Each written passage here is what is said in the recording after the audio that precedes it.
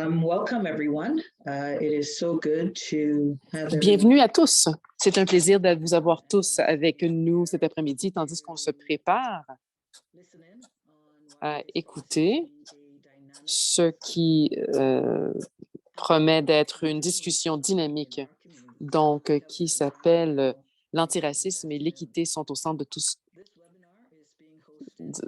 Donc, ce webinaire est organisé sur le territoire traditionnel des Wendat, des Anishinaabe et des Odawashi, et le plus récemment des Premières Nations, Mississauga First Credit.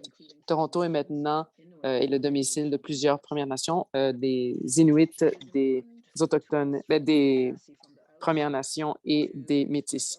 C'est important pour Ocassi d'exprimer la solidarité de toutes les communautés autochtones partout dans l'île de la Tortue qui continuent à subir de la violence coloniale, y compris de la violence genrée envers des femmes, des personnes à deux esprits et des personnes qui s'identifient comme femmes. Donc, ici, nous, on veut être alliés en incorporant les appels à l'action, à la vérité et la réconciliation et un appel à la justice du rapport sur les femmes assassinées, les femmes et les jeunes filles assassinées et disparues.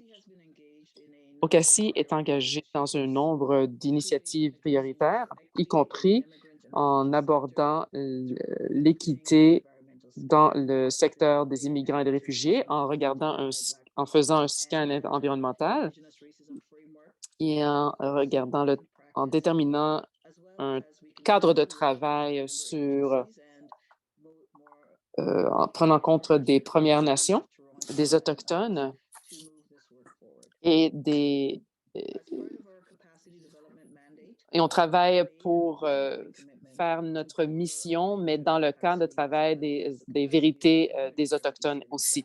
Donc, on veut desservir le secteur des réfugiés et des immigrants et on veut mieux comprendre l'histoire des personnes qui habitaient ici en premier et pour créer des relations de solidarité avec les communautés autochtones. On a fait cela en développant un contenu de cours et on veut s'assurer d'avoir des conférenciers qui vont modérer des conversations approfondies, que ce soit nos conférences, les différentes conférences et nos webinaires.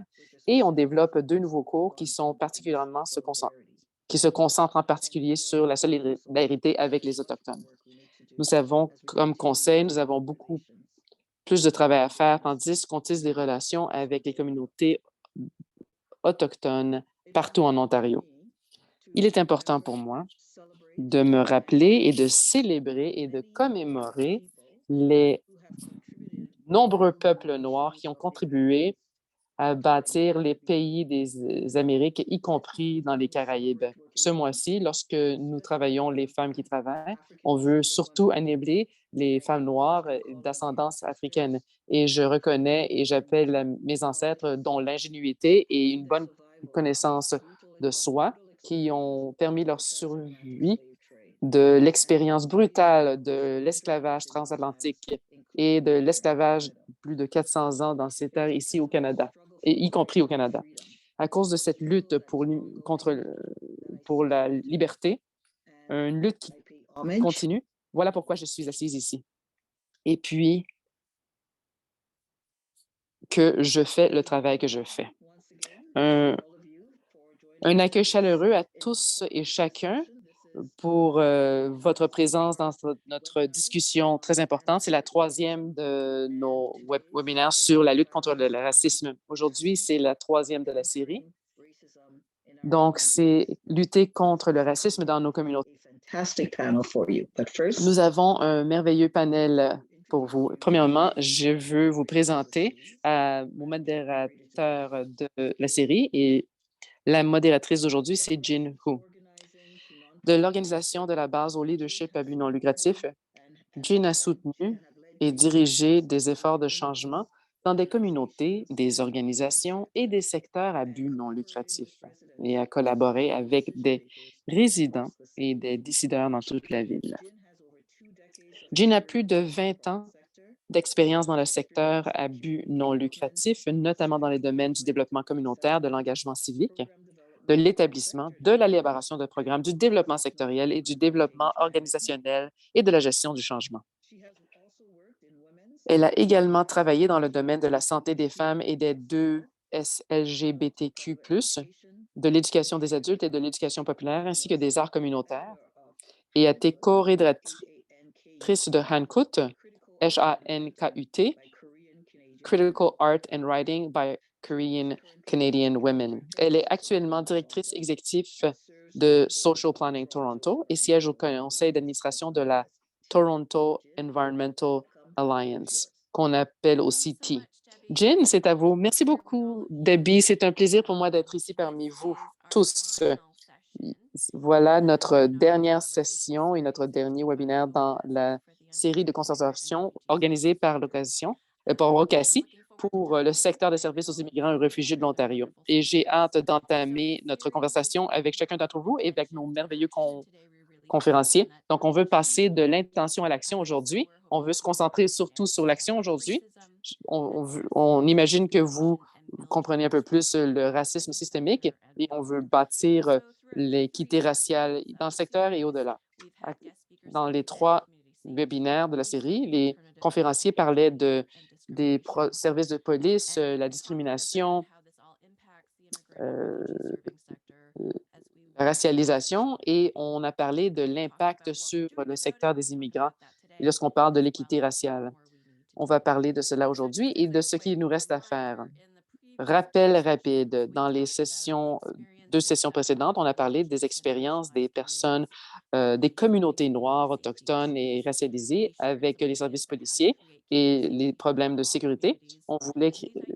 On a partagé des idées comment créer un environnement, un quartier qui est sécuritaire. On veut des réponses, des réactions qui soient basées sur les données, sur les faits. Donc, on veut enlever l'intervention de santé mentale des services policiers et puis aborder ces problèmes qui sont à la racine de ces problèmes, comme la pauvreté, par exemple. Et on veut travailler avec toutes les communautés, en apprendre plus sur les communautés des Autochtones et aussi des personnes qui travaillent dans les travailleurs de sexe. On veut aussi trouver des façons de sauver les gens et aussi on a tous un rôle à jouer, que ce soit quelqu'un qui offre du soutien comme un allié, tandis qu'on aborde tous le même problème ensemble de différentes façons. Et la deuxième session, on en a appris plus sur les crimes haineux, pardon. Dans cette conversation, nous avons aussi parlé du besoin d'aborder la racine des problèmes des crimes haineux, l'homophobie, l'islamophobie, le racisme et d'autres. La haine, c'est bien sûr l'extrême du spectre qui commence avec l'harcèlement et puis les biaisés, mais qui aussi, à l'extrême, pourrait mener au génocide. Les crimes haineux peuvent être définis différemment, mais c'est difficile de trouver des preuves autour des crimes haineux parce que c'est difficile de déterminer la cause. Donc, il y a eu beaucoup de sensibilisation auprès des institutions et auprès du public, mais il nous reste beaucoup de travail à faire. On veut de l'action conjointe, des coalitions et plus d'infrastructures pour combattre la haine et une meilleure lentille pour mieux comprendre, intersectionnelle pour mieux comprendre la haine. Lorsqu'on parle de femmes noires, musulmanes, par exemple, et on veut plus de sécurité dans les écoles et dans les hôpitaux.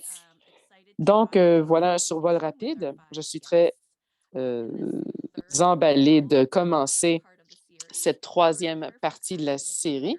On va en entendre plus des leaders activistes du secteur des services aux immigrants et aux réfugiés de l'Ontario, les membres de l'OCACI, et savoir ce qu'ils font pour contrer le racisme. On va en comprendre plus sur leurs défis, partager des conseils pratiques et construire la solidarité et comment est-ce qu'on peut travailler à la réconciliation et à la lutte contre le racisme.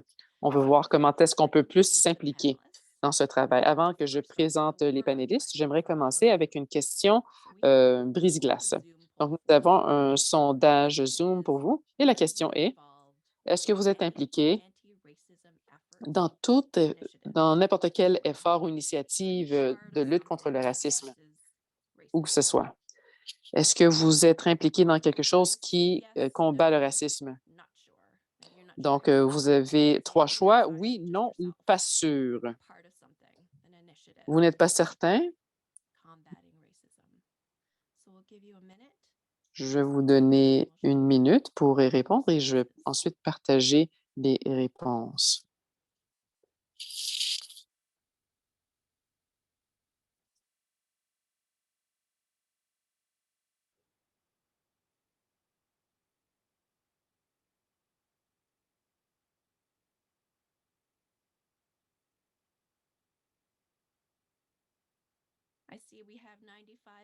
Je vois que nous avons 95 participants. Est-ce que nous sommes près de ce nombre de réponses à notre sondage?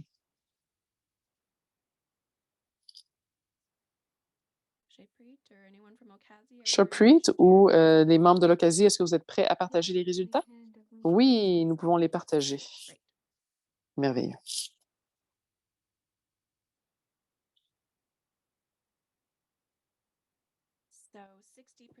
Donc, 60 vous avez-vous dit oui, 27 ont dit non et 13 ont dit pas sûr.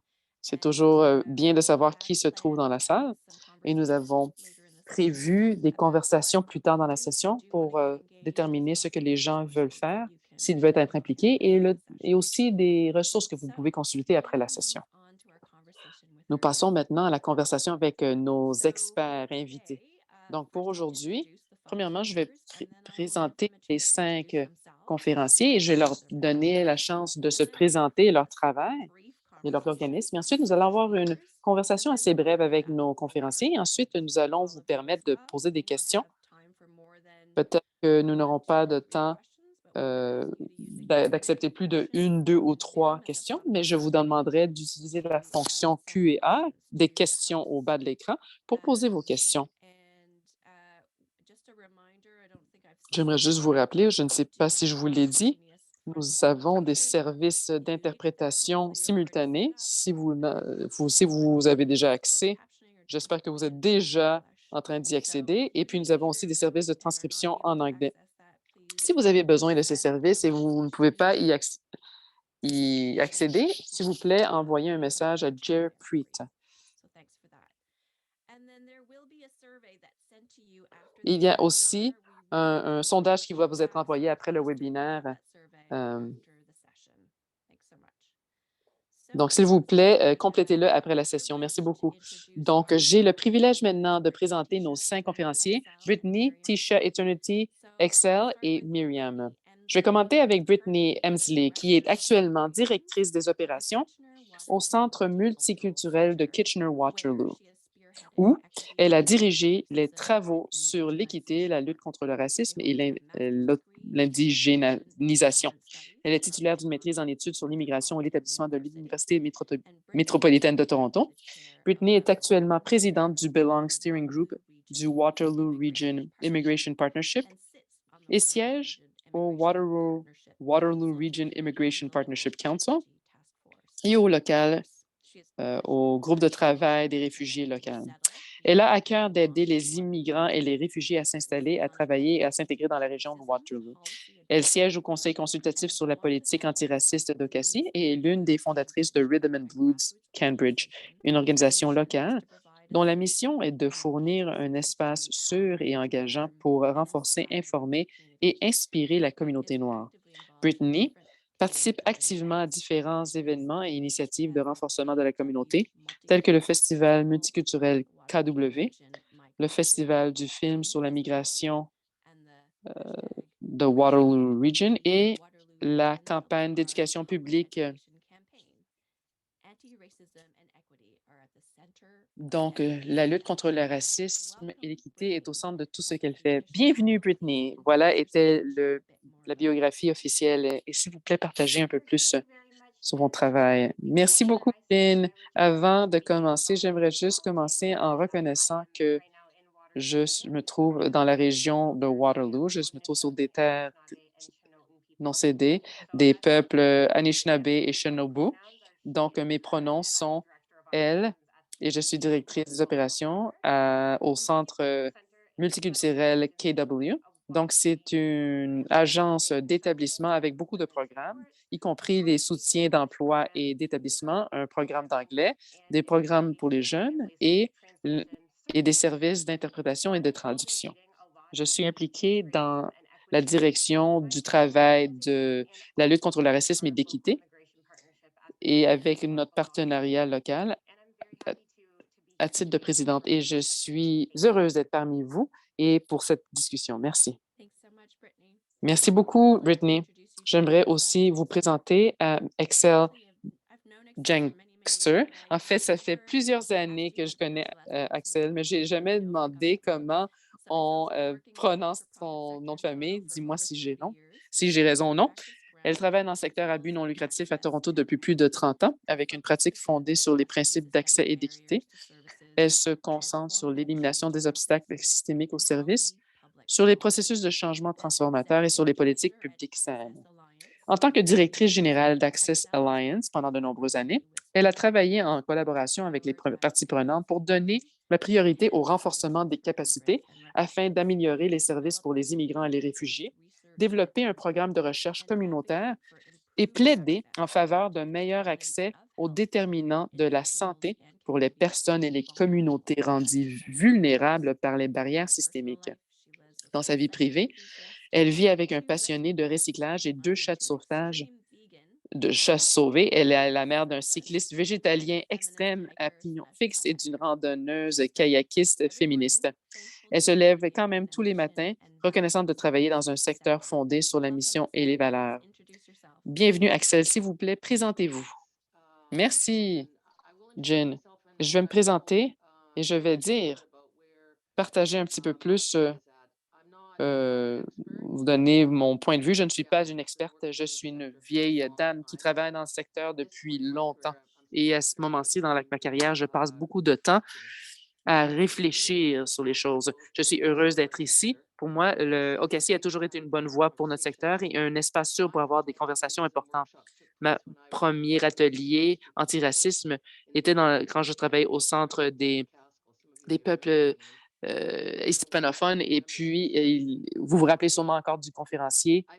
Il s'appelait Alex. Je me rappelle encore de la conversation et je fais partie de beaucoup de développements importants. Nous avons beaucoup de populations différentes qui exercent leur agence dans leur secteur ou leur domaine dans lequel ils travaillent. On a beaucoup plus d'agences financées qui se concentrent sur d'aider les populations et les communautés ethnocentriques et puis des communautés qui recherchent l'équité. Des questions de racisme et de barrières sont à l'ordre du jour de plusieurs organisations et nous avons beaucoup plus de cadres de travail linguistique pour appuyer la destruction, en fait, des systèmes coloniaux. Donc, pour plusieurs années, j'ai pu me dire que j'ai travaillé avec Emma Kids, qu'il y avait un développement pour répondre dans la lutte antiracisme, mais surtout dans les 10 dernières années, les événements qui ont amené à la création Black Lives Matter et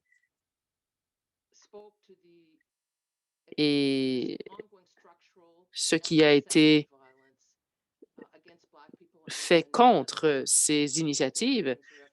Donc, je pense et tout ce qui a été fait contre les personnes noires, les personnes des groupes LGBTQ+, autochtones et les autres groupes, et les écarts de traitement dans des différentes sociétés, c'était l'aspect le plus décourageant, bien sûr. Et bien sûr, tous les événements depuis ont, en fait érosion à mon sentiment qu'on avançait. L'impact tout a amplifié mon sentiment que les choses n'avancent pas beaucoup. L'impact de la pandémie sur la plupart des populations vulnérables continue à être le résultat d'équité d'inéquité structurelle et systémique que nous acceptons. On vit dans une société de plus en plus de polarité il y a aussi un besoin de ressources si énorme qui nous paralyse, en fait. On travaille dans un secteur qui est érodé d'une manière délibérée par le gouvernement, par les pratiques, par le manque de financement, par les cadres réglementaires dans lesquels on doit travailler tous. Et notre propre acquiescence à ce sous-financement les, et on continue à travailler dans le contexte des lois où on voit vraiment la violence de, qui se manifeste de tant de façons. Nous risquons beaucoup lorsqu'on se prononce. Certaines personnes en risquent beaucoup plus que d'autres. Il n'est pas, c'est certain. Voilà pourquoi il était très important d'avoir des webinaires comme celui-ci pour renforcer le sentiment de solidarité. On doit avoir plus de sagesse et de connaissances pour créer un mouvement cohérent qui va mener, on l'espère, au changement. Moi, malheureusement, je suis dans un lieu mental très cynique actuellement, mais j'espère que je vais être capable de quand même parler à mes enfants maintenant adultes qu'on doit continuer à faire du travail. Il y a quand même de l'espoir. Donc, je suis heureuse d'être ici, mais voilà où je me trouve, puisque j'ai travaillé dans des organisations qui desservent les immigrants depuis des années. Et je travaille dans des organisations qui agissent comme leaders et travaillent avec des partenaires, des activistes merveilleux qui agissent dans cet espace. Merci beaucoup, Axel. C'est difficile de rester toujours positif dans ce monde, mais nous sommes très heureux que vous avez donné le contexte de ce travail. Nous avons des objectifs nobles et bien sûr, on travaille dans un environnement qui est très contraint, c'est certain. J'aimerais présenter Miriam McNee, qui est directrice générale du Centre catholique pour immigrants d'Ottawa. Auparavant, elle a été directrice générale de Rising Tide Community Initiatives et était la directrice générale de l'Association multiculturelle du Grand Moncton, qu'on appelle MAGMA. Avant d'immigrer au Canada depuis son pays d'origine, la Tunisie, Mme McNee a travaillé pour Apple, le British Council et l'ambassade des États-Unis. Dans son nouveau rôle, euh, voué à l'autonomisation des nouveaux Canadiens et des Canadiennes établis, la vision de Mme McNee s'inspire d'un esprit d'inclusion amicale, éclairé et durable. Myriam a été présidente du partenariat local pour l'immigration du Grand. En fait, a été présidente du partenariat local pour l'immigration du Grand Moncton, récemment désignée comme l'une des immigrantes les plus inspirantes des Maritimes. Elle, elle était coprésidente par intérim, elle était membre du comité de gouvernance et récemment, justement, c'est comme j'ai mentionné, elle était nommée l'une des immigrantes les plus inspirantes des Maritimes et l'une des 20 personnes de moins de 40 ans les plus influentes de la région du Grand Moncton. Maintenant, Ottawa est chanceux de l'avoir. Présentez-vous, Madame Myriam. Merci beaucoup à Okazi Déby, son équipe, de m'avoir invité à cette conversation. Oui, j'ai déménagé à Ottawa en juillet, où j'ai assumé mon nouveau rôle comme directrice exécutive de la CCI. Je n'étais pas dans le secteur de l'immigration avant d'arriver au Canada, mais c'est devenu une expérience personnelle et c'est une implication. Pour moi, c'est important de faire partie de ce mouvement. Donc, à titre d'organisation qui dessert les immigrants, on peut parler de racisme ou peut-être que vous pouvez mener par exemple. Donc, je crois que dans le secteur de l'établissement, c'est ce qu'on fait surtout. On dessert les nouveaux arrivants et on veut s'assurer qu'ils sont ici, qu'ils réussissent et qu'ils reçoivent des traitements équitables et s'établissent d'une manière réussie dans la communauté. Donc, j'ai hâte de partager ce que nous avons fait actuellement et ce que je crois pourrait être des façons de contrer le racisme au sein du pays ou dans le secteur en général. Encore une fois, donc merci de m'avoir invité et j'ai hâte d'entamer la conversation. Merci beaucoup, Myriam. Et c'est un plaisir pour moi de vous présenter à Eternity Nikan, qui est un jeune Ojibwe Anishinaabe et l'une des coprésidentes du Conseil régional de la jeunesse multiculturelle de Thunder Bay, Ontario. Ils utilisent tous les pronoms, elle, il ou elle au pluriel et une personne plein d'entrain. Avec son équipe, elle organise des activités dirigées par des jeunes dans des quartiers à haut risque, ainsi que des ateliers pour éduquer les jeunes de la ville sur des sujets tels que la traite des êtres humains et la guérison des traumatismes. Il faisait partie des programmes Pathways à l'éducation avant qu'il ne soit transféré à Chicoté. Il est un mentor pour les pères dans son école. Il travaille avec les jeunes et écoute leurs besoins, les amène prendre un café lorsqu'ils ont besoin de quelqu'un pour les aider, écouter et défendre leurs besoins à l'école. Ils ont créé un conseil des jeunes dans leur lycée et les élèves de 4 directions afin de poursuivre les 3 principaux objectifs du RMYC pour garder les gens en sécurité, les aider à obtenir un diplôme, les aider à se préparer à la vie active. Donc, ils veulent créer quelque chose de régulier et d'amusant pour les étudiants et on est heureux de les avoir et chanceux de les avoir parmi nous.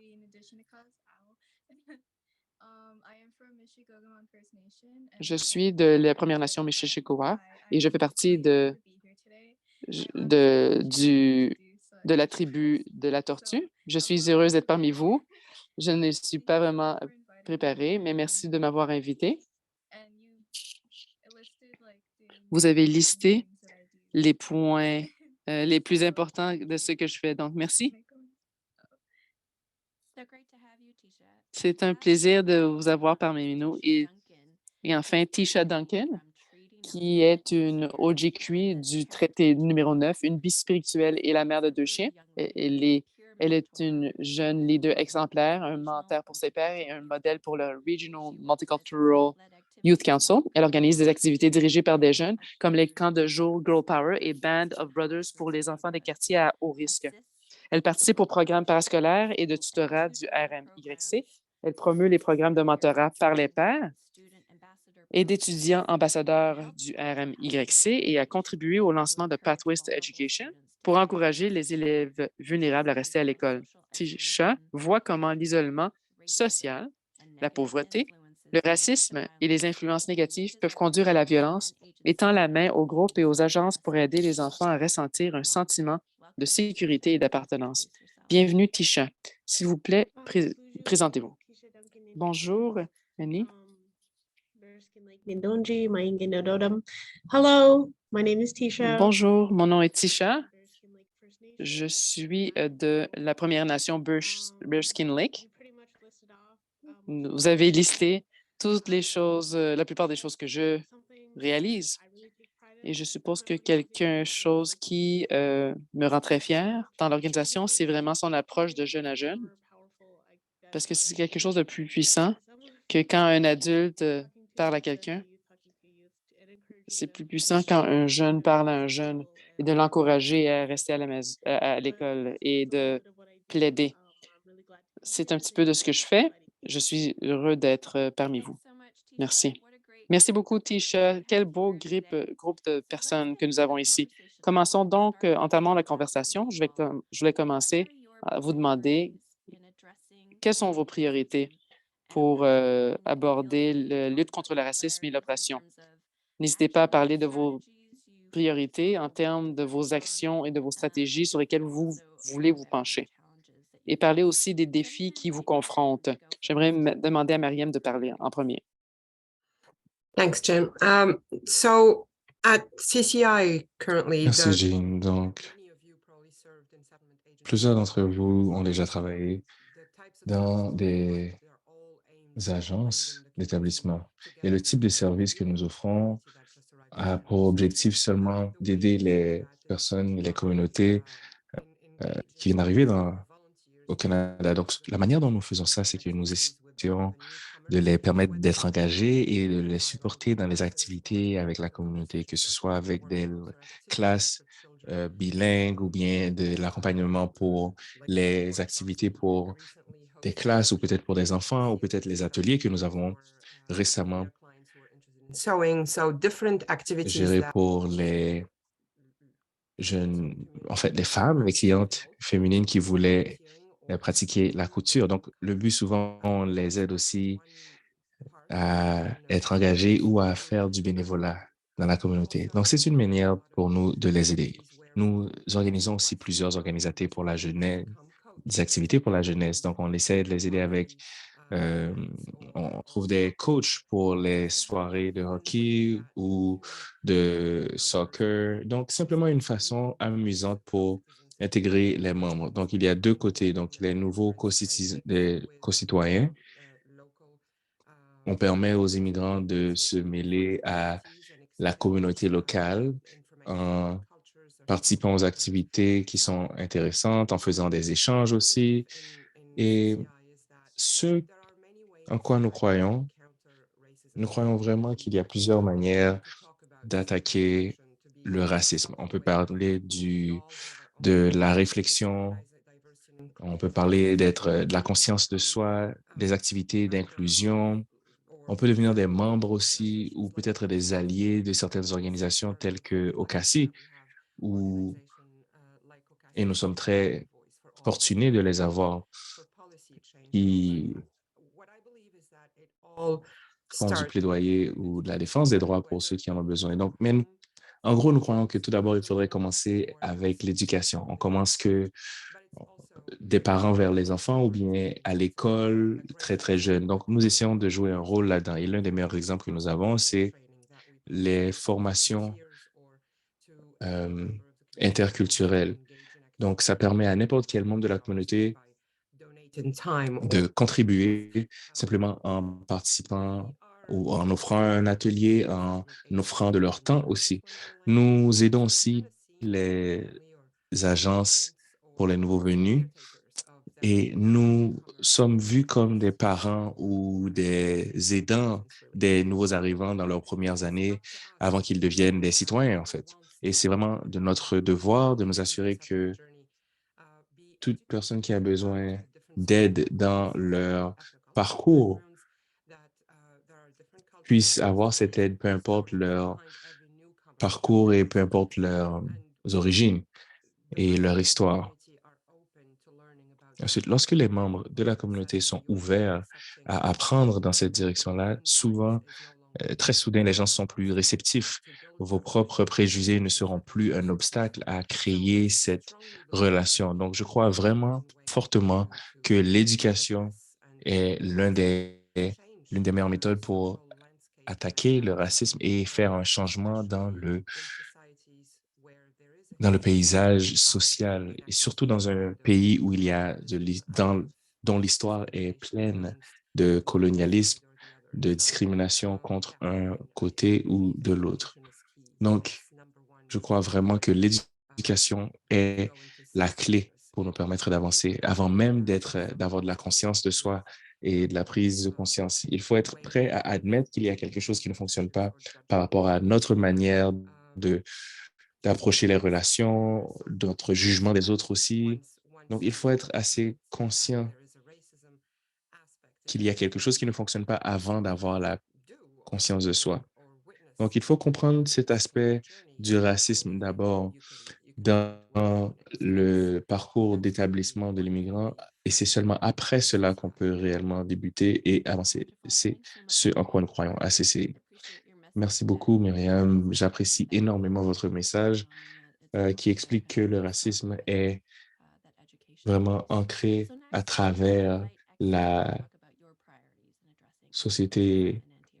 Maintenant, j'aimerais inviter Axel à partager ce qu'elle croit par rapport à l'antiracisme. Merci. Je crois, bien sûr, je suis tout à fait d'accord. Il nous faut travailler sur plusieurs fronts en même temps.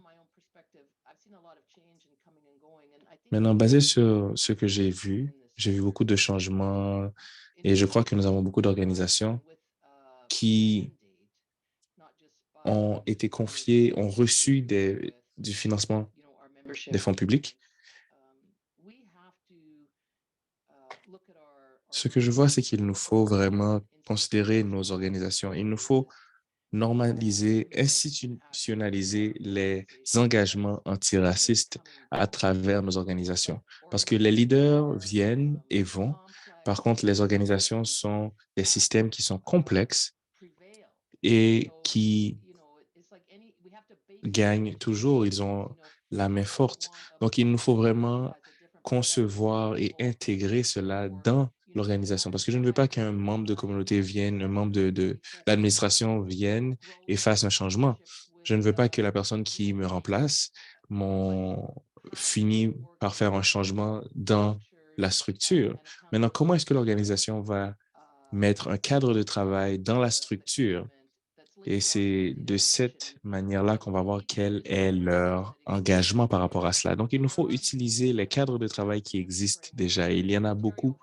Je suis sûr, par exemple, qu'au CASI à la Santé de l'Ontario, qui est un corps qui a été mis en place par le ministre de la Santé. Et la santé supporte les services de support à la communauté, la dépendance, le bien-être mental et social de la jeunesse. Donc, ce sont des engagements, vous savez, comme le cadre de travail antiraciste. Et ce cadre de travail, ce cadre antiraciste explique toutes les choses qui doivent être faites du point de vue institutionnel. Il faut vraiment utiliser des données basées sur les indicateurs de la communauté pour pouvoir former le travail qu'on veut faire. Et il nous faut vraiment défendre les droits ou plaidoyer pour cette institutionnalisation. Il nous faut aussi des processus d'engagement de la communauté qui vont être vraiment centrés sur le client et qui sont conçus en collaboration avec eux. Il nous faut aussi défendre la planification et les investissements équitables. Bien sûr, il ne faut pas simplement dire qu'il nous faut faire une formation cette année. Non, il faudrait que ce soit quelque chose qui est annuel, qui est récurrent. Et il nous faut créer ce temps-là dans notre structure.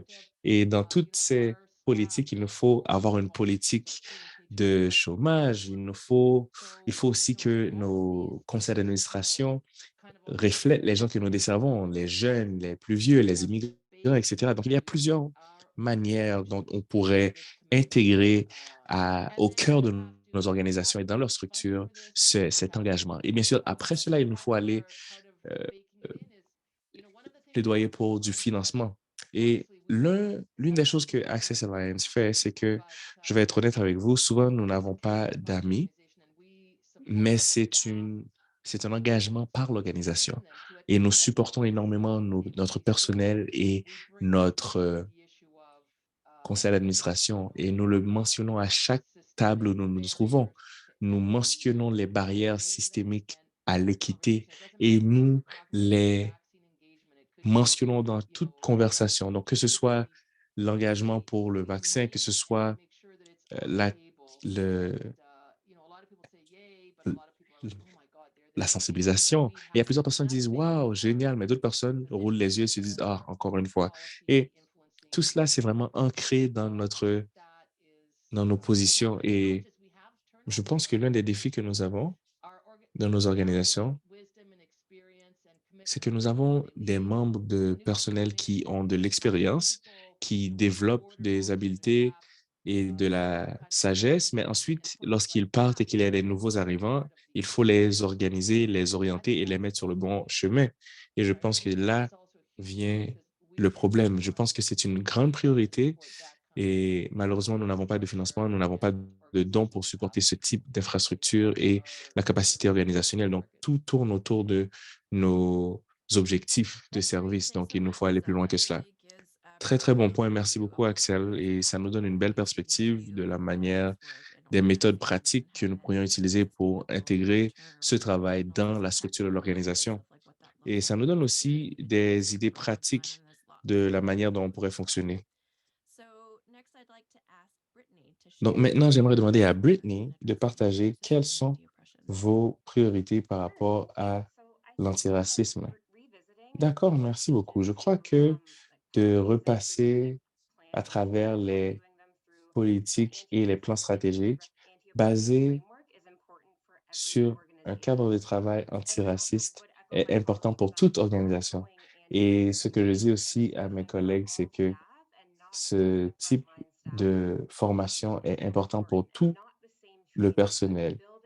Et il faut bâtir sur ce qui a déjà été fait et ensuite il faut agir. Donc, pas seulement la création de politiques, mais faire des changements est absolument crucial. Par exemple, au Centre multiculturel de Kitchener, nous avons réfléchi sur les, le déséquilibre de pouvoir entre les employeurs et ceux qui sont à la recherche d'emploi. Et ce que nous avons commencé à faire, c'est que nous nous assurons que tous les applicants reçoivent une carte cadeau qui reconnaît et qui démontre qu'on apprécie leur temps. Donc, payer des gens pour des entrevues, même si c'est un tout petit montant, c'est un bon pas dans la bonne direction. Maintenant, dans le secteur de l'établissement, nous savons que la majorité de nos applicantes sont des femmes et des fois, ils ont des enfants, des fois, il a fallu qu'ils trouvent des personnes qui doivent un service de gardiennage pour les enfants. Des fois, il faut quitter une autre emploi pour venir. Donc, il faut vraiment reconnaître et valoriser le fait qu'ils ont pris du temps de leur temps précieux pour venir à l'entrevue. Maintenant, par rapport au groupe Enquête d'équité, nous avons des partenaires actifs et nous travaillons avec plusieurs organisations communautaires. Par exemple, nous avons l'Association canadienne et caribéenne, le Congrès des femmes noires. Nous avons aussi un programme d'excellence pour les jeunes filles noires aussi. Nous en avons d'autres, pas vrai? Mais cela nous permet de faire en sorte que toutes les organisations communautaires qui ne sont pas incorporées, de continuer d'avoir accès aux communautés et de continuer aussi de faire le travail important qu'ils font au niveau communautaire. Et ça supporte aussi la, le développement des capacités qui peut être utilisé maintenant en plus grande envergure. Maintenant, un autre exemple que nous avons, c'est que nous avons eu des déclarations par rapport aux affiches d'emploi et aux emplois qui sont publiés. Et nous reconnaissons le racisme systémique qui est inclus dans notre société, incluant la police et notre système de justice. On voit aussi la surreprésentation des personnes racisées et noires dans ce système. Et pour cette raison,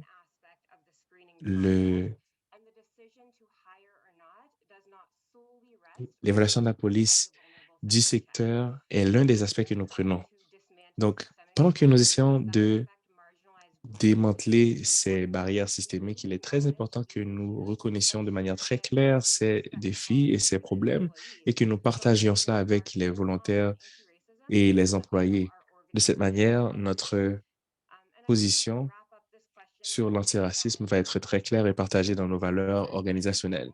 Et je peux vous dire qu'en faisant ce travail, il est très important de se rappeler que nous sommes les employeurs et il nous faut prendre soin de notre personnel et de nos clients.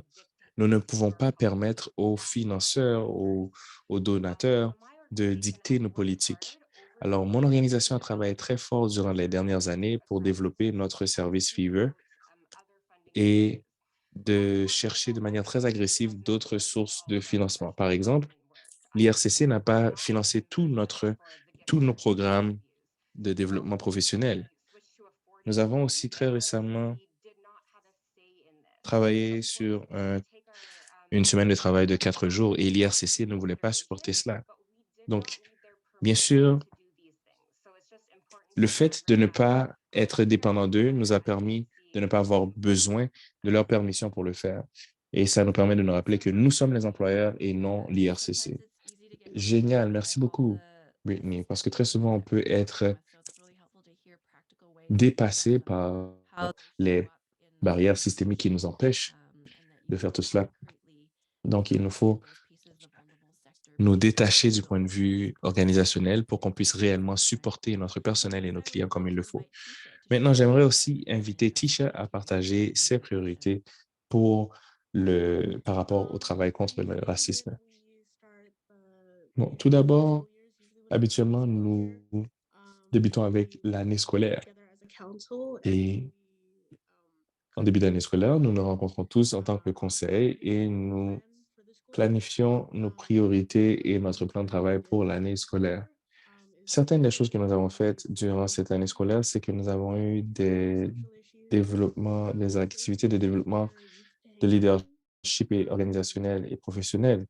Nous avons eu des groupes de défense de droits, nous avons eu des groupes de travail pour les élèves, nous avons eu notre stratégie d'équité, nous avons aussi des activités de développement professionnel, des activités d'engagement pour les enfants autochtones et les jeunes. Je ne vais pas vous mentir, il y a des défis et je sais qu'il y a aussi l'un des défis les plus énormes auxquels nous avons fait face, c'est de vivre à Thunder Bay parce que vous le savez sûrement, c'est un endroit qui, bon, disons que c'est l'une des villes les plus racistes au Canada et ça a été un défi assez sérieux. Parfois, on doit faire face à des opposants. Et j'ai l'impression que de plus nous défendons les droits, plus les gens en entendent parler et plus il y a de haine. Et parfois, d'être une défenseuse de droits à Thunder Bay exige que nous nous mettions dans une position dangereuse parce que ce n'est pas un endroit qui est aussi sécuritaire que ça devrait l'être. Nous sommes, en fait, pendant quelques années, nous étions la capitale du meurtre du Canada. Donc, il y a simplement cette sensation de manque de sécurité qui nous rend très nerveux. Et un peu comme Myriam l'a dit un peu plus tôt, nous croyons vraiment que l'éducation est la clé. Nous faisons des formations, des ateliers sur nos appels à l'action, la vérité et la réconciliation. Et pour parler d'une manière un peu plus simple, ce sont les certaines choses que nous faisons dans la communauté. Donc, c'était tout. Génial. Merci beaucoup, Tisha. Et c'est extrêmement utile. Ça nous permet de mieux comprendre que de créer des espaces sécuritaires pour la jeunesse dans un environnement de ce genre est non seulement difficile, mais absolument important. Maintenant, Eternity, est-ce qu'il y a quelque chose que vous vouliez partager par rapport à vos priorités? En fait, oui, j'ai les mêmes priorités que Tisha. Nous faisons partie de la même organisation. Education as is really important for Nous us. croyons franchement que l'éducation est absolument cruciale et nous avons des opportunités où nous nous déplaçons à Toronto et à Ottawa pour nous renseigner un peu plus par rapport à des sujets tels que le colonialisme et d'autres sujets de grande envergure qui nous permettent d'éduquer notre jeunesse et de leur offrir des opportunités. Et encore une fois, les espaces sécuritaires sont un point absolument important aussi. Malheureusement, nous n'avons pas un quartier général ou un bureau principal, mais nous espérons en avoir un sous peu. Nous faisons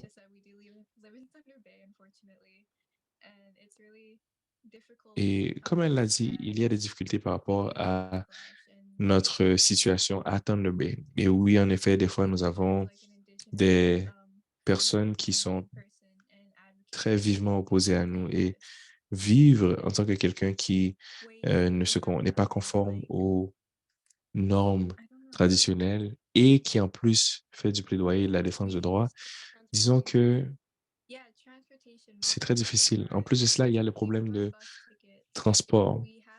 Nous offrons des tickets d'autobus, nous avons des conversations de groupe pour être sûr que nous soyons conscients et que nous sachions quand les gens rentrent à la maison en sécurité.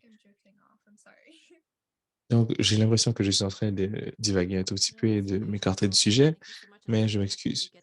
En fait, non, c'était très utile et j'espère vraiment que vous allez recevoir cet espace que vous aimeriez avoir. Je crois que ce serait très, très, très utile, basé sur le travail que vous avez fait et sur ce qui a été dit. Et cette idée de se garder en sécurité est absolument importante. Maintenant, la prochaine chose que j'aimerais vous demander, c'est un peu d'informations par rapport à la relation entre les communautés autochtones et les réfugiés immigrants. Et comment est-ce qu'on pourrait faire ce lien entre l'antiracisme et cela, parce que plusieurs d'entre nous voudraient mettre les deux travail ensemble, mais il faut aussi reconnaître qu'il y a une différence entre les deux. Donc, Est-ce que vous pourriez parler de cette différence entre le service à la communauté, mais aussi à l'antiracisme et quelle action est-ce que vous avez prise et comment est-ce que les autres se sont engagés pour vous aider aussi? Et bien sûr, sentez-vous à l'aise de partager vos idées de conclusion par rapport à ce sujet parce que je pense que nous n'aurons pas le temps de faire un tour de table pour les déclarations de conclusion. Mais tout d'abord, je vais passer à Tisha. So, as Eternity mentioned, sometimes we Donc, un peu comme Eternity a mentionné, nous avons des fois l'opportunité de voyager. Et à notre dernière conférence qui se tenait à Toronto, qui a duré environ 5 jours, nous avons eu à faciliter un atelier sur la vérité et la réconciliation. Et nous impliquons des personnes à travers le Canada, incluant les immigrants et les réfugiés. Et l'une des questions que je reçois souvent, c'est comment est-ce que les personnes, les autochtones et les Premières Nations se sentent par rapport aux nouveaux arrivants et aux immigrants et aux réfugiés. Je ne sais pas, en fait, je n'ai pas la réponse. Je pense que c'est une question valide. Mais ce que je dirais, c'est qu'en tant que personne autochtone, nous avons toujours été ouverts aux nouveaux arrivants et nous leur avons toujours souhaité la bienvenue. Et nous les avons toujours invités à se joindre à nous. Alors, je crois qu'il est très important, surtout lorsqu'ils sont à la recherche de nouvelles expériences ou d'une nouvelle vie, on devrait les accompagner. Je crois aussi que l'éducation est absolument importante. Je sais que parfois, il y a un peu de honte lorsqu'on apprend par rapport à l'histoire du Canada, mais ce n'est pas un fardeau qui doit être porté seul. Et c'est absolument important de passer au travers. Et je voudrais au moins mentionner cela parce que depuis très longtemps, les peuples autochtones ont toujours été ouverts aux nouveaux arrivants.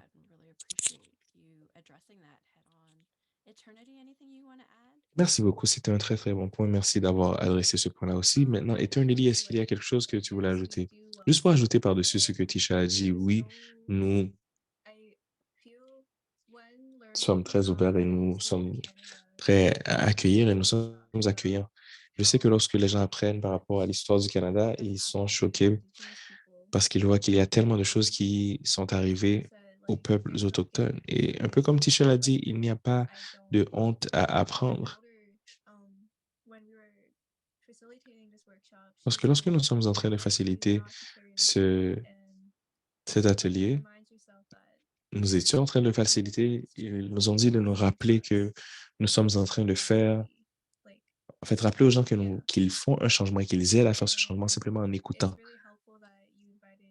Et c'est très, très utile de nous avoir invités, Tisha et moi.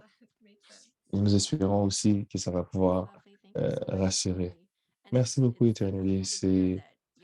C'est utile à savoir ça aussi, de savoir que simplement le fait d'écouter réellement peut être utile et faire une différence réelle. Alors, Axel, est-ce que vous voulez parler par rapport aux relations entre les communautés et la connexion entre l'antiracisme et l'immigration? Oui, ça me rappelle quelque chose que j'ai vu il y a des et des années lorsque j'étais un peu plus engagé activement, ou je devenais un peu plus engagé activement dans le secteur. C'est là où j'ai commencé à faire du travail sur l'équité à l'emploi. Et l'une des choses qui se passait, c'est on posait la question, qui devrait faire le travail antiraciste? Est-ce que ce devrait être des Blancs ou des Noirs? Et il y avait beaucoup, en fait, c'était un point très controversé parce qu'il y avait beaucoup de contrats de consultants et des frais de formation parce que tout le monde voulait entrer dans ce système. Et j'ai participé à une conférence où il y avait des caucus. On parle de jeunes, de femmes noires, de femmes blanches, des lesbiennes, simplement pour créer cet espace. Parce que souvent, lorsqu'on crée cet espace, à cause de l'ignorance, il est possible aussi de faire du tort aux gens. Maintenant, comment est-ce qu'on fait pour minimiser la douleur qu'on peut causer aux autres? Comment est-ce que je fais pour ne pas faire du tort aux autres pendant que je suis en train d'apprendre dans mon processus d'apprentissage?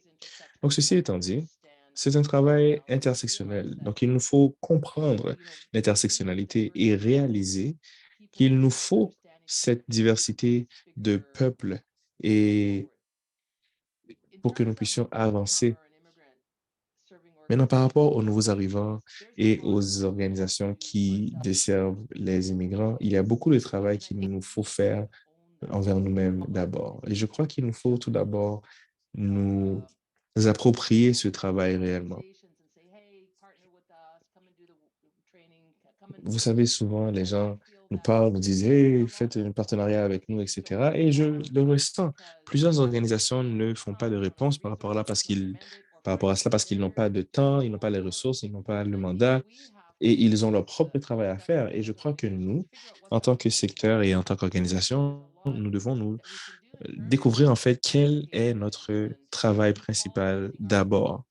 Donc, qu'est-ce qu'il faut que nous fassions pour décoloniser nos propres façons de penser afin de préparer, en fait, de nous préparer. Et seulement après cela, après avoir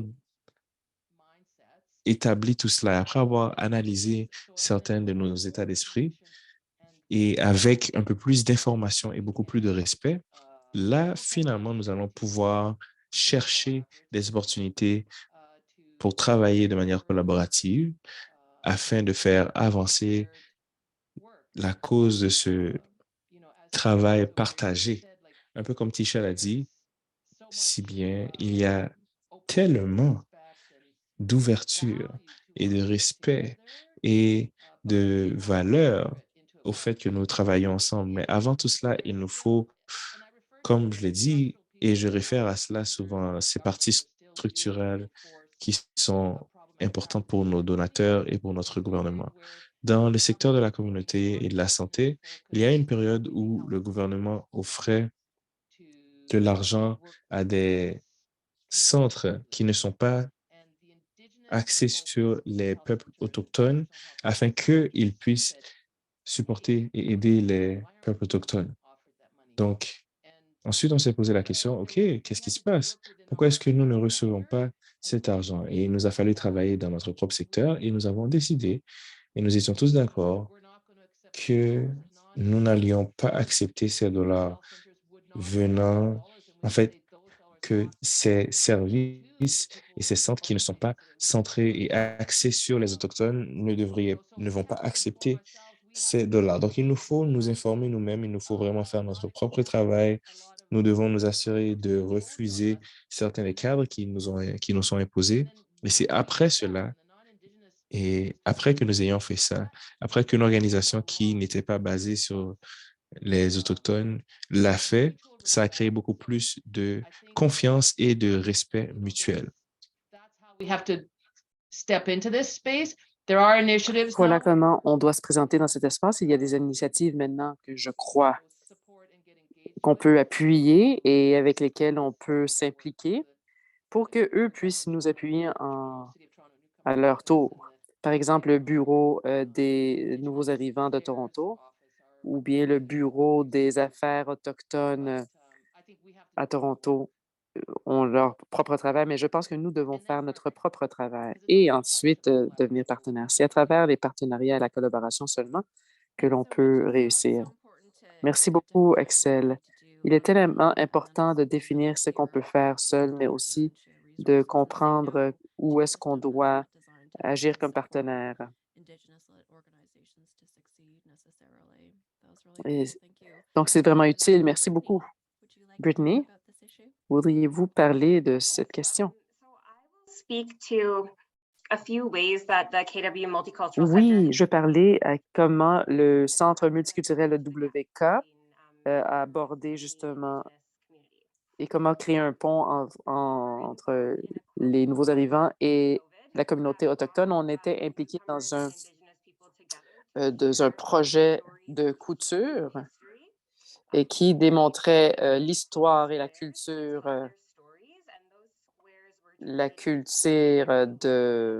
autochtone. Donc, ils ont créé, en fait, des quilts merveilleux. Donc, c'est un projet fantastique d'amener ces deux communautés ensemble pour qu'ils aient un dialogue. Nous avons aussi une série de formations pour notre personnel et nos interprètes.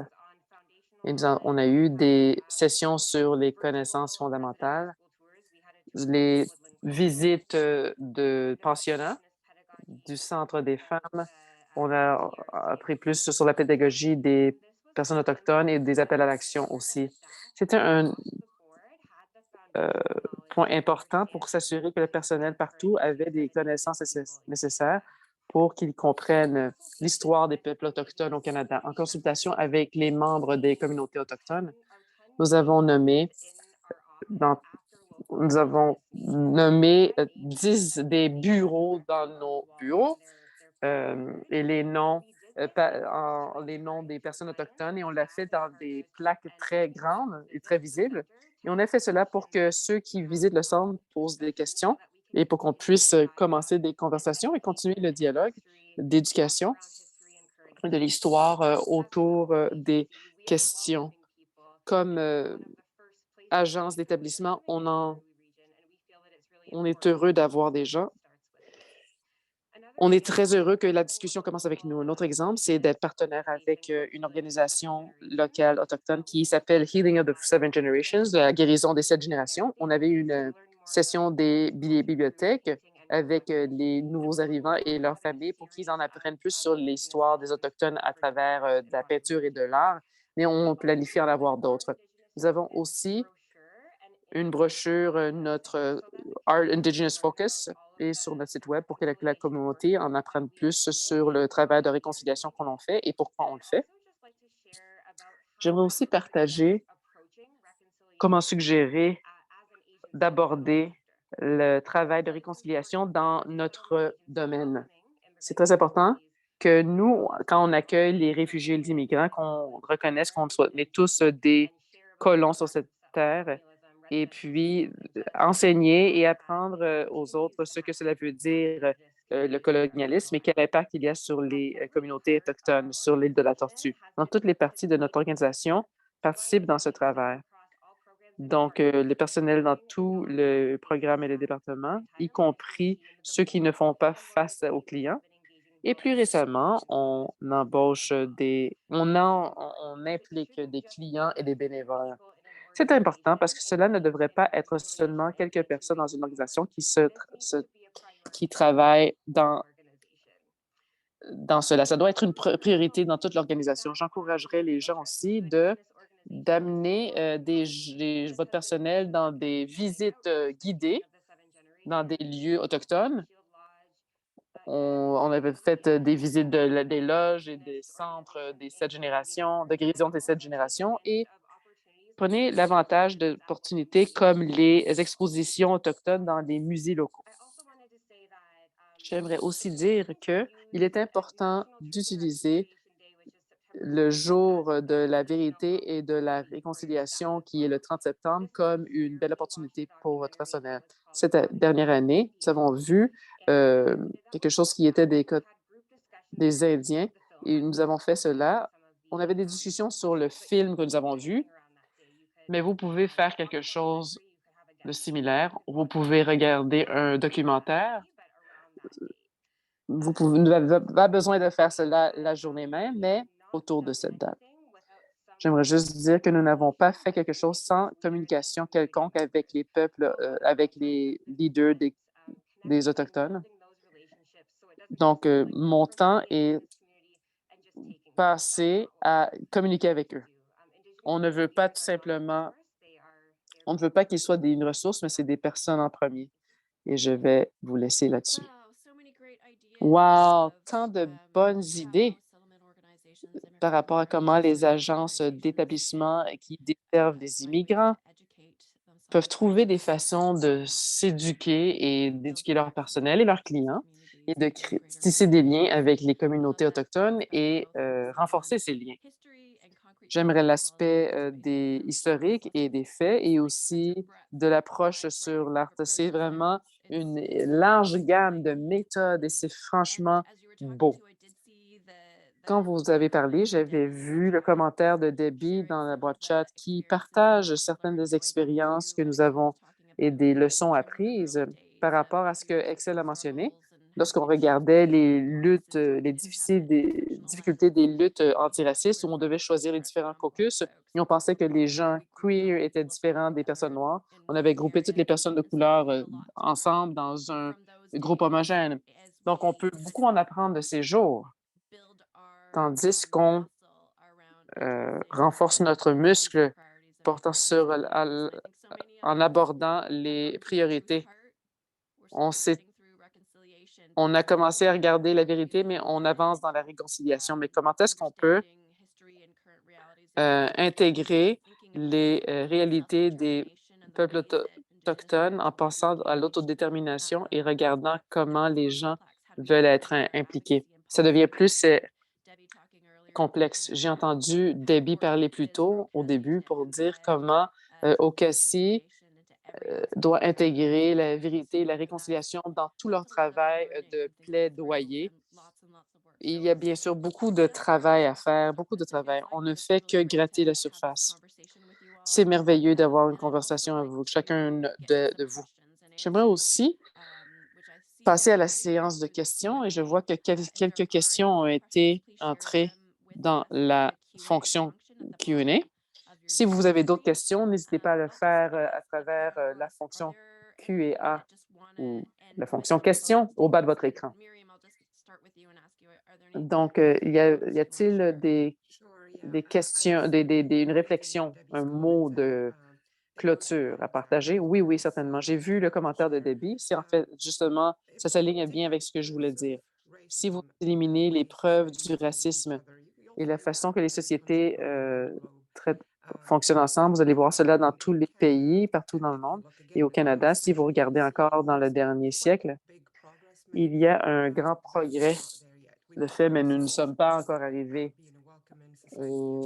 On est fiers d'être une société accueillante et une mosaïque de culture, mais il y a une raison pour laquelle le mot vérité vient avec la réconciliation et que cette action qui doit être prise, parce qu'on doit admettre, premièrement, que ce que l'on fait ne fonctionne toujours pas et on doit en faire plus.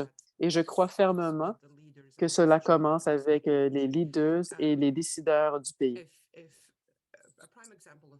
Un exemple principal dans le travail que je fais, c'est que l'un des gros exemples, c'est que, par exemple, lorsque les immigrants viennent, on leur demande d'avoir tant de bacheliers et de maîtrises pour venir ici, mais rien n'est en fait accepté ici. Rien n'est reconnu ici.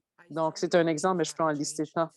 Je pense que le changement doit venir d'en haut, que ce soit les politiques, qu'elles soient bonnes ou non. En fin de compte, nous, qui sommes dans la société, on va devoir respecter ces politiques et ces lois. Donc, on doit commencer à changer les politiques. L'une des façons de le faire, si nous souhaitons nous ramener au point de l'éducation, il y avait une initiative faite au Nouveau-Brunswick où je traite avant. Je parle souvent du Nouveau-Brunswick parce que j'ai passé beaucoup d'années dans le secteur, dans cette province. Donc, la formation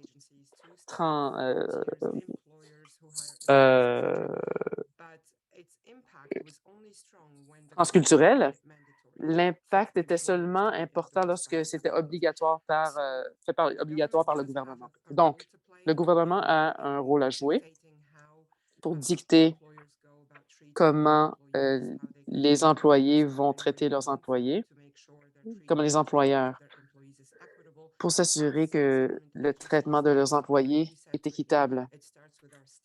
Ça commence avec notre personnel. On doit s'assurer que notre personnel se rend volontaire et que ceux qui desservent le client sont aussi éduqués et de savoir c'est quoi le racisme et pour que vous puissiez être conscient de ce préjugé et que vous puissiez participer avec toute la société. Donc, Debbie m'a entendu dire cela bien des fois, mais je pense que d'avoir une voix unique dans tout le secteur et de toutes les agences a un impact sur le changement des politiques. Et ça commence avec, ça commence par s'éduquer et nos écoles, éduquer nos volontaires et notre personnel. Donc, l'éducation est réellement clé. Et puis, le gouvernement joue un grand rôle. Et cela va avoir un plus grand impact. Donc, c'est plus important que le gouvernement agisse que nous comme organisme sans but lucratif. Oui, c'est tout à fait vrai. On doit se rappeler que le travail, nous, comme agence indépendante dans le secteur, que les institutions et le gouvernement jouent un rôle critique et on doit défendre les droits des gens et puis faire du lobbying, en fait. Est-ce que quelqu'un d'autre voudrait dire un mot, un dernier mot avant de passer aux questions? Je vous regarde et je ne vois. Je vois que quelqu'un. Oui, je dirais tout simplement que une dernière pensée que vous êtes un employeur et j'aimerais vous encourager de diversifier votre revenu pour faire ce que vous vouliez faire. C'est beaucoup de travail, mais cela peut être fait. Je pense aussi qu'il est important de se rappeler que rien ne fait rien sans nous quand c'est à propos de nous. Et le travail de vérité et de réconciliation est un parcours et un processus. Cela peut sembler énorme quand on commence, mais commencer avec une chose et cela va amener à une autre chose et à une autre chose. Ce travail est très important et ça prend du temps à le faire bien. Et on n'a pas besoin d'avoir quelques personnes qui vont prioriser ce travail, mais tous les niveaux doivent être impliqués.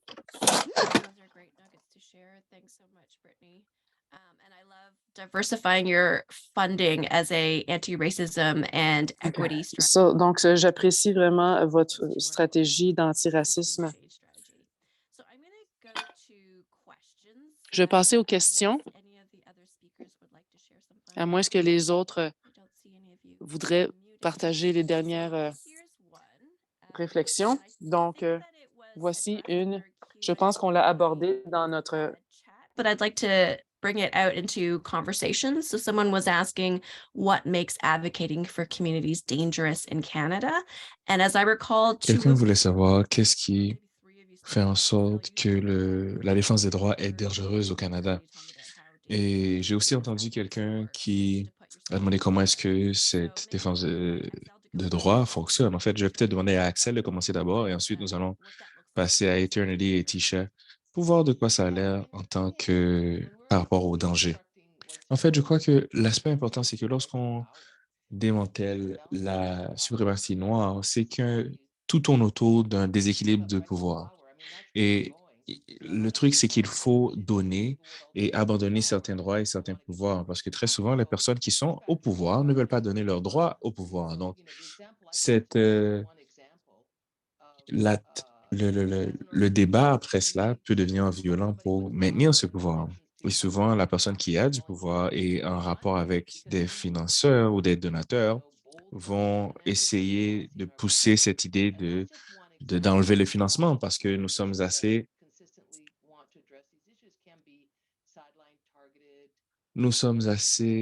fiers pour mettre quelque chose comme l'idée de décolonisation sur notre site web.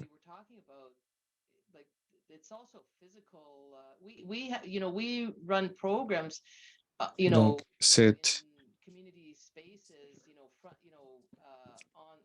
nous avons des programmes qui sont basés sur la communauté et qui sont financés par la communauté. Nous avons eu des programmes où les policiers sont venus et ils voulaient absolument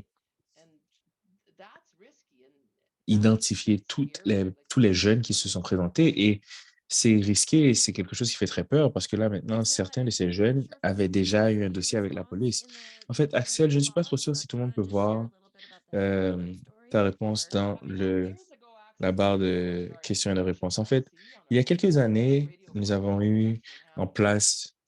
partagé notre politique sur notre site web et nous en avons parlé à la radio. Et de nulle part, nous avons reçu en fait un courriel Et j'ai ignoré ce courriel et il m'a dit, vous savez quoi, je vais en parler. Et moi, j'ai ignoré cela. Et ensuite, j'ai écouté son émission de radio, mais c'est quelque chose qui m'a fait vraiment très peur parce qu'il nous a identifiés, il nous a attaqués, a dit que nous devrions être définancés et qu'il allait faire quelque chose par rapport à cela. Et la semaine d'après, lui et Jason Kennedy, qui était un des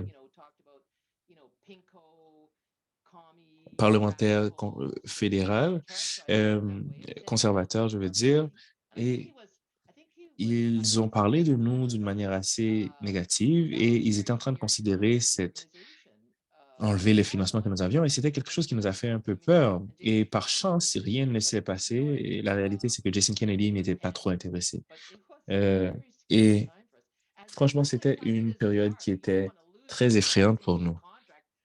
Parce que, vous savez, vous ne voulez pas perdre votre contrat avec l'IRCC pour absolument rien. Et ensuite, mon conseil d'administration avait très peur. Et d'une manière intéressante, il y a eu une discussion avec mon comité qui nous ont demandé est-ce qu'on devrait retirer cette politique de notre site web. Et là, on a eu une conversation très intéressante. Et bien sûr, c'était des membres de communauté qui étaient simplement inquiets par rapport à la sécurité de l'organisation. Donc, nous n'avons pas enlevé finalement, mais il y a eu beaucoup de débats par rapport à cela. D'accord, incroyable, je ne savais pas, je n'avais jamais entendu parler de cette histoire et donc on parlait d'enlever le financement d'une politique aussi utile et pratique.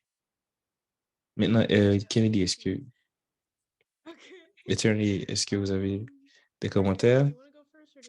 En fait, est-ce que tu voudrais aller avant moi ou j'y vais d'abord? Bon, comme je l'avais dit, en tant qu'une femme A female indigenous person as de communauté autochtone, a target je suis for human trafficking for one. une cible par rapport au trafic humain, premièrement, le racisme, l'homophobie, pour ceux qui me connaissent et qui savent que je suis bispirituel. C'est comme avoir ces choses-là, ces étiquettes qui me sont attachées, défendre mes droits et défendre les droits de mon peuple peut être assez dangereux parce que souvent, plusieurs personnes ne sont pas d'accord et jusqu'à présent, plusieurs personnes sont en désaccord avec cette idée que nous devrions recevoir tout cela, entre guillemets, qui sont en fait un peu de taxes qui seraient réduites de mes achats, mais les gens voient ça de manière très différente. Tisha? Bon, je sais que l'un des problèmes à Thunder Bay, c'est qu'il y a beaucoup de racisme et de crimes haineux.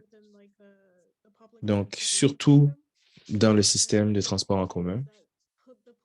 Un autre point important, c'est que la police là-bas est assez corrompue. Nous avons eu des chefs de département de la police qui ont été renvoyés pour des conduites racistes et ensuite ils ont remplacé la personne par un autre raciste. Donc, il y a très peu de support lorsque vous vous trouvez dans des situations problématiques parce que la police n'est pas aussi disponible. Et l'un des exemples auxquels je pourrais penser, lorsque j'ai eu à faire de la défense de droit et qu'on m'a attaqué à peu près par rapport à cela dans mon école, en fait, je suis même assez connu comme étant celle qui a débuté plusieurs initiatives pour mes pairs autochtones. Donc, j'ai des jeunes qui viennent me voir et qui me disent, tu es dérangeante, ferme ta bouche, arrête de parler. Et juste cela crée ce sentiment de manque de sécurité dans la communauté. Mais oui, en effet, parfois c'est assez frustrant. Et j'ai l'impression que plus j'essaie de défendre ces droits, plus de haine je reçois, mais aussi en même temps, plus de support je reçois. Donc, je reçois du support des gens qui pensent comme moi. Alors, je pense que c'est ce à quoi je fais référence quand je dis le racisme systémique. C'est quelque chose qui empêche aux gens de faire la défense des droits comme ils devraient le faire. outside of advocating, just be like having experiences. Oui, en fait, je crois que même à l'extérieur de cette défense de droit, il y a des expériences. Parce que je me rappelle, Tisha, il y a une fois où nous étions au centre commercial et je suis revenu d'une entrevue et j'étais simplement en ligne avec elle et quelqu'un est venu et s'est fâché contre nous. Et après cela, elle n'arrêtait pas de nous suivre et de faire des commentaires négatifs. Et elle essayait simplement d'être assez menaçante. Et c'est un exemple très simple qui démontre comment est-ce que ça peut être, comment il peut y avoir un manque de sécurité pour nous dans un espace colonialiste. Et ensuite, lorsque nous nous participons à des conférences, ce sont des espaces coloniaux aussi. Alors, en gros, ça attache une étiquette. Sometimes I feel like Parfois, when I do get hate, j'ai like, l'impression que lorsque je people reçois ces commentaires haineux, don't j'ai like l'impression que when you're loud. Like people don't les gens like n'aiment when pas you're, like, lorsqu'on loud Indian. est bruyant. Kinda hurts. Ils n'aiment pas But l'Indien qui parle that's fort, just a pas little vrai? bit of our Donc, experience. c'est So juste une portion de ce que nous avons expérimenté. J'espère que ça vous a éclairé un tout petit peu par rapport à cela.